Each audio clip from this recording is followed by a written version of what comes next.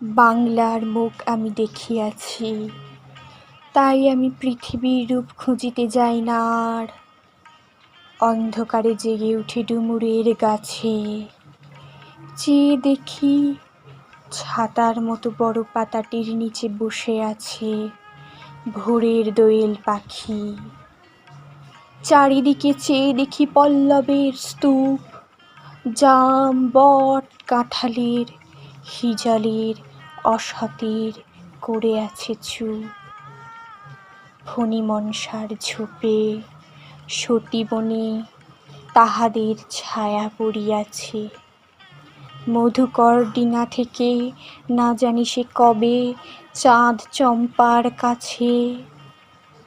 এমনি হিজল, বট, তমালের নীল ছায়া বাংলার অপরূপ রূপ দেখেছিল।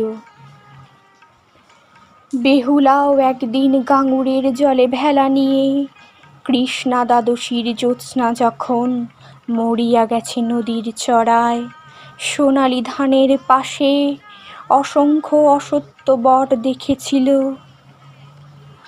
হায়, শ্যামার নরম গান শুনেছিল একদিন অমরায় গিয়ে ছিন্ন খঞ্জনার মতো, যখন সে নেচেছিল ইন্দ্রের সভায়। বাংলার নদ, নদী, ভাঁটফুল ঘুঙুরের মতো তার কেঁদেছিল পায়।